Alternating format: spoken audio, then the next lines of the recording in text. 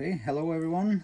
So here's a quick demonstration of the Gen2 ECU software and a couple of the features that you as a user, operator or maintainer may be having to play around with a bit. So this is our starting screen. This is showing our software version, firmware version of the ECU, and also the serial number of the ECU. So the first thing you would typically do is go to your inputs. Then we go down to sensors where it says TPS, throttle position sensor. And then we go down for the menu for the TPS. And this is where we calibrate our throttle position sensor.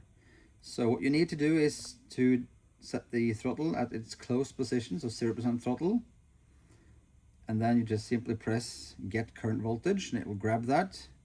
Same thing, go to full throttle and get current voltage.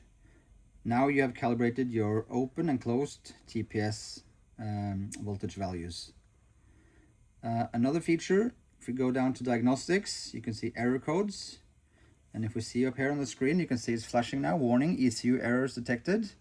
And that's by purpose. So it is showing CLT or coolant temperature sensor error. That's simply because we've disconnected the sensor. So that would typically trigger a warning light on the ECU. But if you are uncertain about what the what's causing the error light to illuminate, you can go into diagnostics and error codes to display it in real time. And then the last thing we are going to display today is under outputs and PID 1, wastegate position. So this is a table that we can use to calibrate our wastegate servo. So the process for that is simply setting the throttle to 100%, engine obviously not running. And then this table should all show 0, which means 0% opening. So if we take a look now, I will mark the entire area. If I enter 100 and press enter, that allows the servo to go to its 100% open position. So we will demonstrate that now. So I'll go to 0%, hit enter.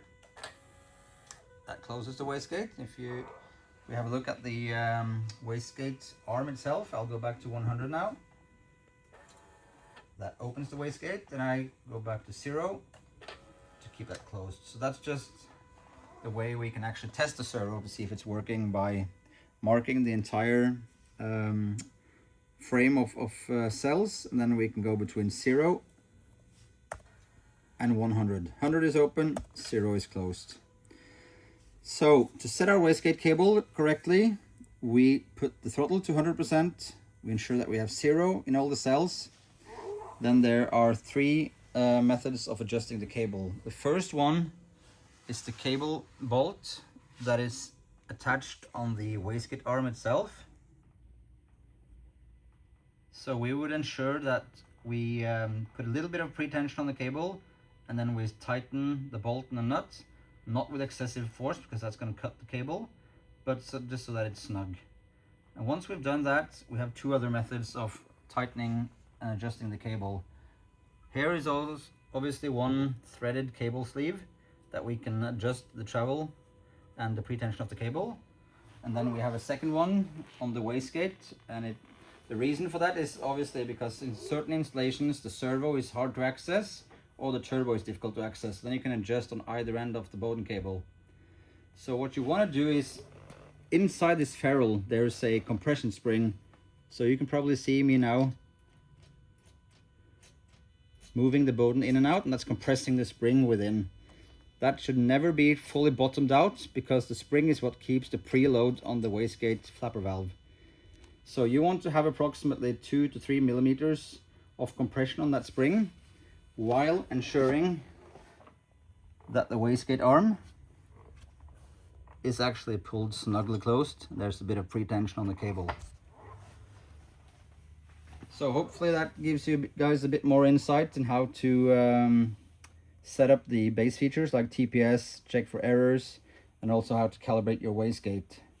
So if you guys have any more questions, feel free to drop them in the comments, and as always, you can reach out to us either on social media or by email.